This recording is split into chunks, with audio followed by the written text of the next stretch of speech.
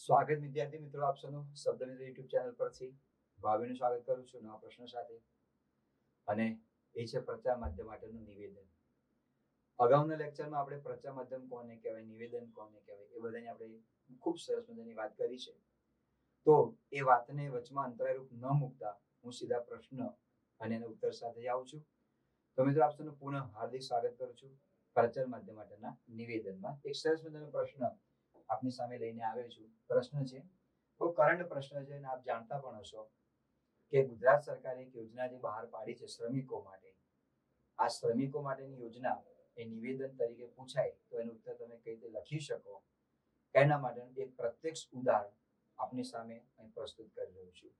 તો મિત્રો આનો પ્રશ્ન આ રીતે છે, હું તમને સમજાવતો નથી નિવેદન કોને કહેવાય, માધ્યમ કોને કહેવાય, પ્રચાર કોને કહેવાય, કારણ કે અગાઉના લેક્ચરમાં આ બધી માહિતી મેં તમને આપેલી છે. છતાં એક પંક્તિમાં તમને કહી દઉં, જીવ માનતો નથી એટલે મારે તમને કહેવું પડશે. કહી દઉં તમને કે પ્રચાર માધ્યમ માટેનું નિવેદન અર્થ બને છે રજૂઆત.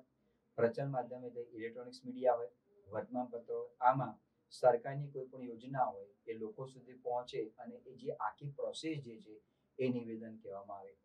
આ પ્રશ્ન ખાનગી ધોરણે પણ પૂછી શકે. ખાનગી ધોરણ એટલે કઈ રીતે કે સરકારની યોજના સિવાય કોઈ એવી સંસ્થા છે, પ્રાઇવેટ સંસ્થા કે જેનું ઉત્કૃષ્ટ કામ છે, માનવ સેવાનું કામ છે, વિદ્યાર્થીઓને માટે કે સારું કામ કર્યું છે, એનું પણ નિવેદન ત્યાં આગળ આવી શકે. તો બે રીતે પૂછી શકાતું હોય છે. અહીંયા હું તમને જે પ્રશ્ન આપી રહ્યો છું અને જે ઉત્તર તમને સમજાઈ રહ્યો છું એ પ્રશ્ન અને ઉત્તર એવો છે જે રાજ્ય સરકારનું તાજેતરમાં જ આ યોજનાને જે લગતો જે છે 2024 નો ઓગસ્ટ મહિનો, એમાં આ સરકાર તરફથી આ યોજના બહાર પાડવામાં આવેલી છે. તમે પાક્ષિકમાં વાંચ્યું પણ હશે, પેપરમાં પણ તમે વાંચ્યું હશે અને ઘણી બધી જગ્યાએની જાહેરાતો પણ કરી છે. એનાથી પણ આપ સુપરિચિત તમે હશો. તો મિત્રો આ પ્રશ્નનું પઠન આ રીતે કરું છું. તો પ્રશ્ન આ રીતે છે, ગુજરાત સરકારની શ્રમિક બસેરા યોજના, ગુજરાત સરકારની શ્રમિક બસેરા યોજના શ્રમિકો માટે અમલમાં મૂકવામાં આવી છે. શ્રમિક એટલે કે મજૂરો જે કામ કરે છે, કડિયા કામ જે કરે છે એ શ્રમિકો માટે અમલમાં મૂકવામાં આવી છે. આ યોજનાથી શ્રમિકોને આવાસ મળશે. આવાસ એટલે રહેઠાણ મળશે. આપ જાણો છો કે કેટલા મજૂરો એવા છે મોટા મોટા સિટીમાં પોતપોતાના ગામડા છોડીને આવતા હોય છે અને એમની આવક એટલી પણ હોતી નથી. પરિણામે લોકો ફૂટપાથ પર નિવાસ બનાવીને ત્યાં રહેતા હોય છે.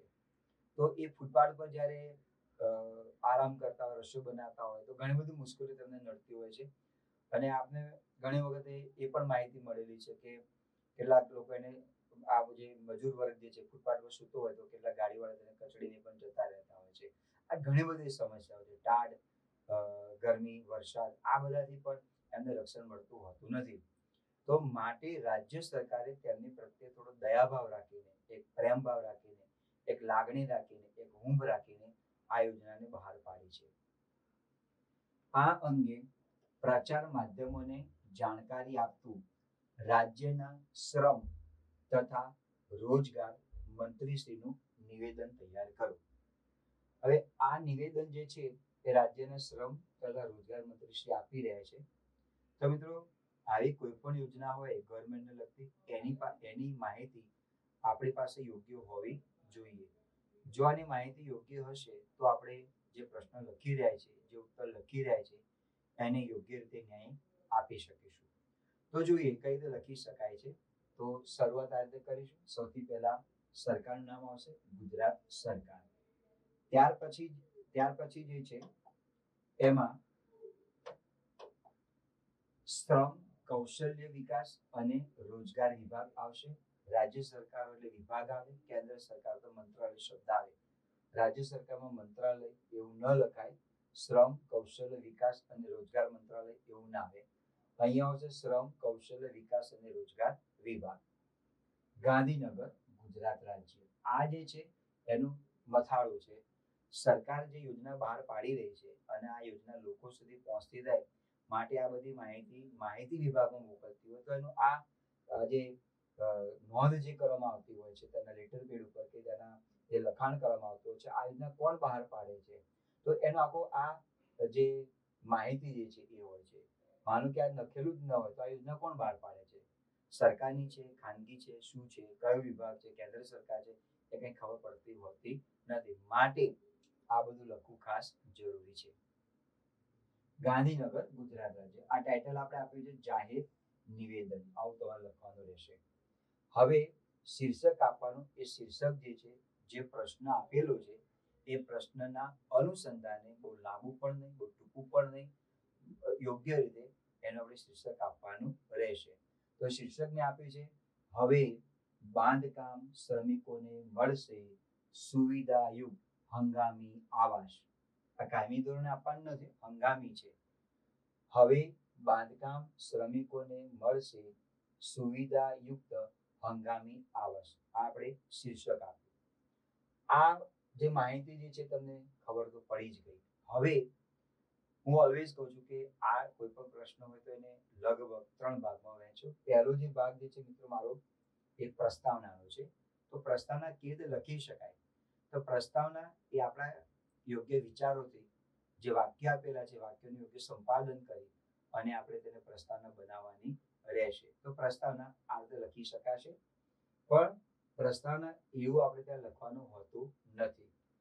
ટાઢ તડકો સહન કરીને બાંધકામ શ્રમિકો બીજા લોકોના ઘરનું નિર્માણ કાર્ય કરતા હોય છે ત્યારે સમયાંતરે એટલે કે સમયાંતરે શ્રમિકોને સ્થળાંતર કરતું રહેવું પડે છે. એક સાઇટ પરથી કામ પૂર્ણ થઈ ગયું તો પછી બીજે ક્યાંય જવું પડતું હોય છે. કોઈ સ્થાયી એમની પાસે હોતું નથી. તો સમયાંતરે એમને સ્થળાંતર કરવું પડતું હોય છે. શ્રમિકોને કામના સ્થળની નજીક જ ઘર જેવી સુવિધાઓ મળી રહે તે માટે ગુજરાત સરકાર શ્રમિક બસેરા યોજના લાવી છે. આ યોજનામાં તમે અંડરલાઈન કરી શકો. શ્રમિક બસેરા યોજના લાવી છે. કોણ લાવી છે આ યોજના? ગુજરાત સરકાર લાવી છે. કેન્દ્ર સરકાર લાવી નથી. તો આ રીતે પણ તમે ત્યાં આગળ લખી શકશો. રાજ્ય સરકારના શ્રમ, કૌશલ્ય વિકાસ અને રોજગાર વિભાગના ઉપક્રમે શ્રમિક બસેરા યોજના સાકાર પામી છે. આ યોજના જે સાકાર પામી એમાં આ વિભાગનું પણ મહત્વ છે. જો કે મુખ્યમંત્રી એ મુખ્ય એમાં ભૂમિકા ભજવતા હોય છે, પણ આપ જાણો છો કે દરેકના ખાતા અલગ અલગ હોય છે, એટલે એનો પણ ઉપક્રમ, એનો પણ સાથ સહકાર હોવો ત્યાં જરૂરી છે. તો આપણે આ રીતે લખેલું છે રાજ્ય સરકારના શ્રમ, કૌશલ્ય વિકાસ અને રોજગાર વિભાગના ઉપક્રમે શ્રમિક બસેરા યોજના સાકાર પામી છે. તો આ પ્રસ્તાવનાનો મુદ્દો થયો. હવે આપણે બીજો મુદ્દો એવો લખીશું કે જેમાં આ જે યોજના જે છે તેની વિશેષતા શું છે, એના નિયમો કયા કયા છે, આવા તમારે એક પાઠ પાડીને તમારે લખવાનું રહેશે. તો આ યોજના ઉપર આપણે એક નજર કરી લઈએ. એવું મેં શીર્ષક આપ્યું છે શ્રમિક બસેરા યોજના પર એક નજર. તો આ યોજના શું છે? આ યોજનાનો લાભ કોને મળશે? એના માટેના નિયમો કયા છે, કેવા છે? આ બધી જ માહિતીને આપણે એક નજરમાં આપણે જોઈ લઈએ. તો આવું શીર્ષક આપ્યા પછી તમે અંડરલાઈન કરી શકશો. આ યોજના અમદાવાદ, ગાંધીનગર, વડોદરા અને રાજકોટ જેવા મહાનગરપાલિકામાં સર્જન પામશે. આનું ખાતમુહૂર્ત થઈ ગયું છે. અમદાવાદ ખાતે તેનું ખાતમુહૂર્ત કરવામાં આવ્યું. પણ આ જે 4 મહાનગરો જે છે, મહાનગરપાલિકા છે, ગાંધીનગર, અમદાવાદ, વડોદરા અને રાજકોટ, આ જગ્યાએ આ જે શ્રમિકો જે છે તેમના માટે બસેરા યોજના ત્યાં સાકાર પામેલી છે. ગુજરાતના દરેક ગામડામાં કે દરેક શહેરોમાં નહીં, હાલ પૂરતી તો યોજના આ 4 મહાનગરપાલિકા પૂરતી છે. પછી આગળ સરકાર જે નિર્ણય લે પ્રમાણે, પણ હાલ પૂરતી આ યોજના આ 4 મહાનગરપાલિકા પૂરતી છે. આ યોજના તૈયાર થતા અંદાજે 15,000 થી વધારે બાંધકામ શ્રમિકોને તેનો લાભ મળશે. આ યોજના જ્યારે તૈયાર થશે ત્યારે 15,000 કરતા પણ વધારે શ્રમિકો હંગામી ધોરણે આ નિવાસ ત્યાં કરી શકશે. કે પરિણામે એમને જે તકલીફ પડી રહી છે મકાન ન હોવાને કારણે, તો એ તકલીફો તેમને પડશે નહીં. ગુજરાતમાં અસંગઠિત ક્ષેત્રના બાંધકામ શ્રમિકોને મૂળભૂત સુવિધાઓ સાથે કામચલાઉ આવાસ શ્રમિક બસેરાથી મળશે. હવે રાજ્ય સરકાર શ્રમિક બસેરાની યોજનાને સાકાર કરશે તો એમાં જે શ્રમિકો હંગામી ધોરણે રહેવા માટે આવે છે તો તેને મૂળભૂત જરૂરિયાતો એમને પ્રાપ્ત થશે. તો મૂળભૂત જરૂરિયાત કઈ? પહેલી તો પાણી છે, શુદ્ધ પાણી પીવા માટેનું, લાઇટ છે, ડ્રેનેજ વ્યવસ્થા છે, ગટર વ્યવસ્થા છે. આ એમને મૂળભૂત સુવિધા મળશે કે જેના કારણે એમને ફૂટપાથ પર રહેવું નહીં પડે, કોઈ એવા ગંદા વિસ્તારમાં રહેવું નહીં પડે, એમની આવકમાંથી અમુક ભાગ એ ભાડા સ્વરૂપે નહીં આપવો પડે. જો કે સરકારી રીતે ઘણી સારી છે. તો આ એક નજરમાં છે. ગુજરાતમાં અસંગઠિત ક્ષેત્રના બાંધકામ શ્રમિકોને મૂળભૂત સુવિધાઓ સાથે કામચલાઉ આવાસ શ્રમિક બસેરાથી મળશે. આ હંગામી ધોરણે છે, આ કાયમી ધોરણે આપવા નથી. જો ભાઈ તમારું મકાન, આ તમારું મકાન, એવું નથી. શ્રમિક અમદાવાદ છોડીને ગાંધીનગરમાં જાય છે તો તેને એ પ્રમાણેનું એને આવાસ મળે. પણ આ બધી પ્રોસેસ રજીસ્ટર કરવા પડે. ગમે તે શ્રમિક ત્યાં ઘૂસી ન જાય. ગવર્મેન્ટના જે નિયમો આવશે એ નિયમોમાં એમને રજીસ્ટર કરવા પડે. ક્યાંના છો, શું છે, આ બધી માહિતી હશે તો જ મળશે. પણ આની આછે પાતળી જાણકારી આ રીતે છે, રજીસ્ટર્ડ થયેલા શ્રમિકોને જ મળશે, બીજા કોઈ શ્રમિકોને નહીં મળે. આ યોજના અંતર્ગત 17 સાઇટ પર હંગામી આવાસના નિર્માણની કામગીરી શરૂ કરવામાં આવી છે. માનો કે અમદાવાદ છે તો અમદાવાદ મોટું શહેર છે, તો અમદાવાદમાં કોઈ એક જ જગ્યાએ નહીં, પણ એવું લાગે કે આ જગ્યાએ શ્રમિકોનું પ્રમાણ વધારે છે તો એવી જુદી જુદી જગ્યાએ આ બસેરા જે છે એ શ્રમિક બસેરા એ બનાવવાના છે. 17 જગ્યા નહીં, પણ એક શહેરમાં 17 જગ્યાએ અલગ અલગ, ગાંધીનગર, અમદાવાદ, વડોદરા, અલગ અલગ જગ્યાએ ત્યાં બનાવવામાં આવશે. બીજું છે, આ યોજના હેઠળ ગુજરાત મકાન અને અન્ય બાંધકામ શ્રમ યોગી બોર્ડના નોંધાયેલા બાંધકામ શ્રમિકો, એટલે જે શ્રમિકો રજીસ્ટર થયેલા છે ગવર્મેન્ટમાં, એ લોકોને મળશે. આ યોજના હેઠળ ગુજરાત મકાન અને અન્ય બાંધકામ શ્રમયોગી બોર્ડના નોંધાયેલા બાંધકામ શ્રમિકો તથા તેઓના પરિવારના પ્રત્યેક વ્યક્તિને પૂરી પાડવામાં આવશે. ટૂંકમાં એવું કહેવા માટે માંગે છે કે શ્રમયોગી બોર્ડમાં આ શ્રમિકો રજીસ્ટર થયેલા હોવા જોઈએ. જો આ પ્રમાણે કરવામાં ન આવે શું થાય? ઘણા ભૂતિયા લોકો રહેવા માટે ત્યાં જતા રહે, તો એ ભૂતિયા લોકો રહેવા માટે ન જાય અને ખરેખર જે શ્રમિકોને લાભ મળવો જોઈએ એ લાભ મળે માટે આ સરકાર આ એક પગલું લઈ રહી છે. લાભાર્થી શ્રમિકના 6 વર્ષ કે ઓછી ઉંમરના બાળકો માટે કોઈ પણ ભાડું લેવામાં આવશે નહીં. 6 વર્ષનું બાળક હોય કે એથી નાની ઉંમરનું બાળક હોય એનો કોઈ ચાર્જ લેવામાં આવશે નહીં, એનું ભાડું નથી. આગામી 3 વર્ષમાં 3 લાખ જેટલા શ્રમિકો માટે આવાસ સુવિધા ઊભી કરવાનો રાજ્ય સરકારનો નિર્ધાર છે. હજુ તો હવે એમને ખાતમુહૂર્ત કર્યું છે, પણ આવનારા સમયમાં 3 લાખ જેટલા શ્રમિકોને આવાસની સુવિધા પૂરી પાડે એવું એમનો નિર્ણય છે. આ યોજના અંતર્ગત શ્રમિકોને કડિયા નાકાના 1 કિલોમીટર જેટલા વિસ્તારમાં રહેઠાણ પૂરા પાડવામાં આવશે. હવે આપ જુઓ છો, આપને ખ્યાલ હશે કે શહેરોમાં આ કડિયો નાકું, ત્યાં મોટા ભાગે આ બધા શ્રમિકો ભેગા થતા હોય છે. કડિયા હોય, મજૂરો હોય, જે કંઈ છે, આ બધા કારીગરો ત્યાં ભેગા થતા હોય છે. એટલે સરકાર કડિયા નાકાથી દૂર આપે તો આ લોકો જાય નહીં. એટલે સરકારે એવું વિચાર્યું કે જ્યાં જ્યાં કડિયા નાકું ભરાતું હોય ત્યાં 1 કિલોમીટરના એરિયામાં આ શ્રમિક બસેરા સ્થાપવામાં આવશે કે જેના કારણે એમનું સ્થળ પણ નજીક પડે અને એ યોગ્ય રીતે કામ પર પણ જઈ શકે. આ બધું છે. અને આપને પણ ખબર છે કે સરકારે લોકોને પૌષ્ટિક ખોરાક મળી રહે માટે તેમને અન્નપૂર્ણા યોજના પણ જાહેર કરી છે. માત્ર 5 કે 10 રૂપિયામાં એમને ખાવાનું મળી રહે છે ગરમા ગરમ સવારની અંદર. એ પણ યોજના સારી છે કે જે ચૂલા લાકડા ન મળતા હોય, વરસાદના કારણે રાંધી ન શકતા ન હોય, તો એવા શ્રમિકો માટે આશીર્વાદરૂપ છે. 5 કે 10 રૂપિયાની અંદર ગરમા ગરમ ખાવાનું મળતું હોય છે. અન્નપૂર્ણા યોજના આ સરકારની ચાલી રહી છે. વચમાં બંધ થઈ ગઈ હતી પણ પાછી અત્યારે જીવંત બની છે. તો એવી જ આ યોજના છે કે જેમાં શ્રમિકો રહી શકશે. 1 કિલોમીટર જેટલા વિસ્તારમાં રહેઠાણ પૂરા પાડવામાં આવશે. આ યોજના આવાસોમાં પાણી, રસોડું, વીજળી, પંખા, street light, security, medical facility, ઘોડિયાઘર સહિતની સુવિધા પણ ઉપલબ્ધ કરવામાં આવશે. એટલે બધી સુવિધા, મૂળભૂત સુવિધા, બધી સુવિધાઓ, પાણી છે, રસોડું છે, વીજળી, પંખા, પછી જે આવાસ બનાવેલું હોય, સ્ટ્રીટ લાઇટ, એમને સિક્યુરિટી પણ આપવામાં આવશે, મેડિકલ ફેસિલિટી પણ આપવામાં આવશે, ઘોડિયાઘર જે બાળકો હશે, નાના બાળકો એના માટે ઘોડિયાની પણ વ્યવસ્થા કરવામાં આવશે. બહુ સારું આ સરકારનું દૂરંદેશી વિચાર છે, દીર્ઘદૃષ્ટિ વિચાર છે.